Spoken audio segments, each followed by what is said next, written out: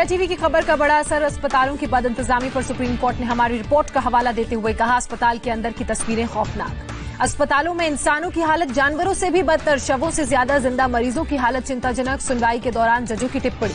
Supreme court ने India TV के video का जिक्र किया, कहा दिल्ली के अस्पतालों में रोते मरीजों की सुनने वाला कोई नहीं था।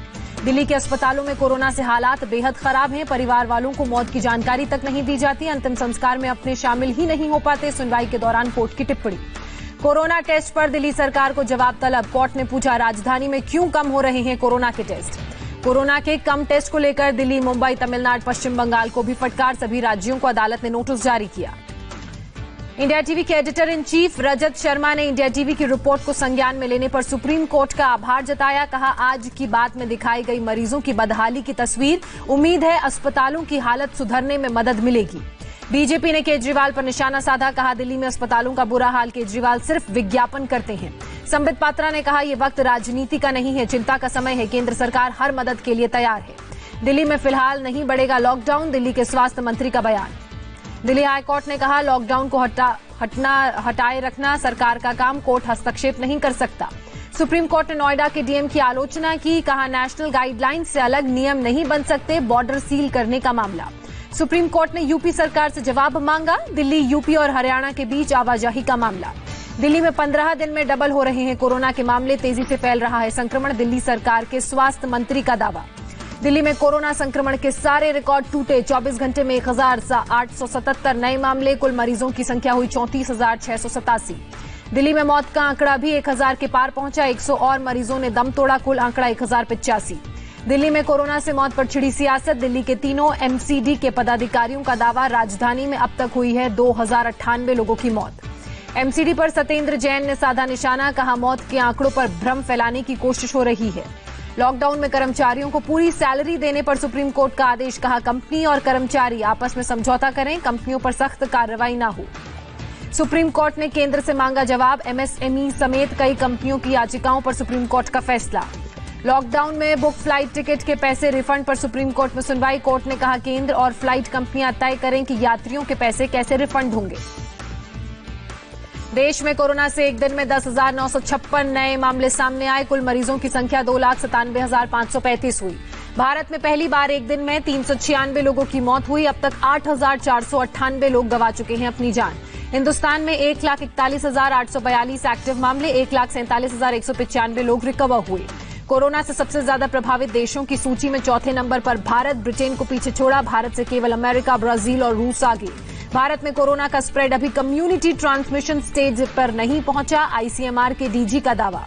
आईसीएमआर के सर्वे में खुलासा, केवल देश की 0.73% आबादी कोरोना की चपेट में। दिल्ली सरकार ने कोरोना का इलाज कर रहे सभी अस्पतालों को आदेश दिया, सभी बेड पर ऑक्सीजन की सुविधा मुहैया कराने को कहा। दिल्ली सरकार ने केंद्र से 10 आइसोलेशन कोच की मांग की। तेलंगाना ने भी 60 आइसोलेशन कोच की मांग की। आइसोलेशन कोच को लेकर रेलवे की पूरी तैयारी। फिलहाल 5,231 कोच कोविड केयर सेंटर के लिए तैयार। जामा मस्जिद 30 जून तक बंद, नहीं पढ़ी जाएगी नमाज। अपने सचिव की मौत के बाद शाही इमाम सैयद अहमद बुखारी का ऐलान। दिल्ली की आजादपुर मंडी में लगा भारी जाम, सोशल डिस्टेंसिंग की धज्जियां उड़ी। महाराष्ट्र सरकार के अब तक के 3 मंत्री कोरोना संक्रमित। Dhananjay Munde corona positive, 6 staff भी कोरोना के संक्रमण की चपेट में। कोरोना का मामला वुहान से भी आगे निकली मुंबई। एक दिन में 1,540 नए केस सामने आए, कुल पॉजिटिव केस की संख्या 53,985। महाराष्ट्र में एक दिन में बढ़े 3,607 नए मामले, कुल संक्रमितों की संख्या 97,648 हुई। महाराष्ट्र में एक दिन में 152 मौतें, अकेले मुंबई में 97 लोगों ने जान गंवाई। राज्य में अब तक 3,590 लोग कोरोना से पीड़ित। नंदुरबार में कांग्रेस के एक नेता और नगर सेवक पर केस दर्ज, कोरोना संक्रमण फैलाने का आरोप। बेटे का निकाह में 100 से ज्यादा लोगों को बुलाया गया। कांग्रेस नेता के बेटे के निकाह में शिवसेना के नेता चंद्रकांत रघुवंशी भी शामिल हुए थे, कई पुलिस अधिकारी भी थे। शेफ के पॉजिटिव आने के बाद हुआ खुलासा। महाराष्ट्र में दफ्तर आने जाने वालों की परेशानी। कहा, कोरोना की वजह से सड़कों पर कम चल रही हैं बसें। महाराष्ट्र के जलगांव में टॉयलेट में कोरोना पीड़ित बुजुर्ग महिला का 8 दिन बाद शव मिलने पर कार्रवाई। सिविल अस्पताल के डीन और सुपरिटेंडेंट समेत 4 कर्मचारियों को सस्पेंड किया गया। महाराष्ट्र के स्वास्थ्य मंत्री राजेश टोपे ने जलगांव अस्पताल में लापरवाही को गंभीर बताया। कहा, इस तरह की वारदात मंजूर नहीं। मुंबई में बढ़ते केस के बाद बीएमसी का बड़ा फैसला, 24 कोविड कंट्रोल वॉर रूम का गठन किया गया। महाराष्ट्र के सीएम उद्धव ठाकरे ने बड़ी आईटी कंपनी की मदद से बने कोविड केयर सेंटर का ऑनलाइन उद्घाटन किया। सेंटर में 504 बेड का इंतजाम। पिछले 2 दिनों में मुंबई पुलिस के 120 पुलिसकर्मी कोरोना पॉजिटिव पाए गए। एक पुलिसकर्मी की हुई मौत। मुंबई पुलिस में कोरोना से संक्रमित पुलिसकर्मियों की कुल संख्या 2028। महाराष्ट्र में स्टेट रिजर्व पुलिस फोर्स में कोरोना में से संक्रमित जवानों की संख्या अब 82 हुई। गुरुग्राम में एक दिन में कोरोना से 6 लोगों की मौत से मचा हड़कंप। सामने आए 191 नए मामले। पूरे हरियाणा में कोरोना का ग्राफ 6000 के करीब पहुंचा। गुजरात में 24 घंटे में 513 नए मामले सामने आए। कुल आंकड़ा 22,067 हुआ। एक दिन में 38 लोगों की मौत।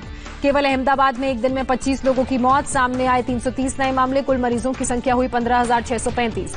गुजरात में प्राइवेट डॉक्टर की एडवाइस के बाद भी करवा सकेंगे corona test. Deputy CM Nitin Patel का ऐलान। सीएम योगी आदित्यनाथ ने लखनऊ में टीम 11 के साथ कोरोना पर मंथन किया। अधिकारियों को दिशा निर्देश दिए।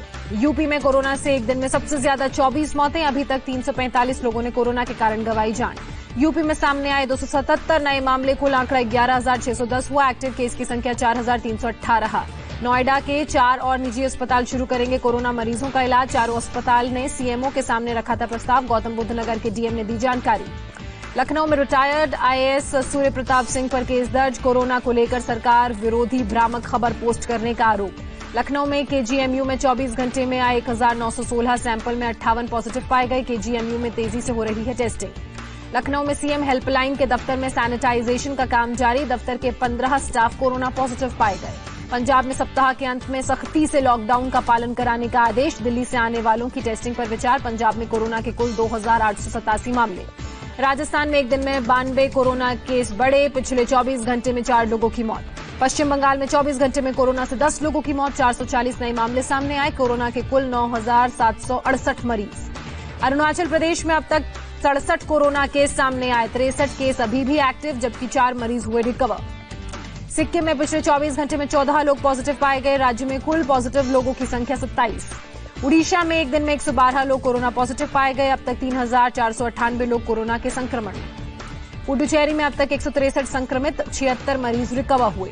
यूपी के बलरामपुर में मानवता शर्मसार हुई। पुलिसकर्मियों के सामने कूड़े की गाड़ी में रखा गया एक शव बाद में थाने के गेट पर जमीन पर छोड़ा गया।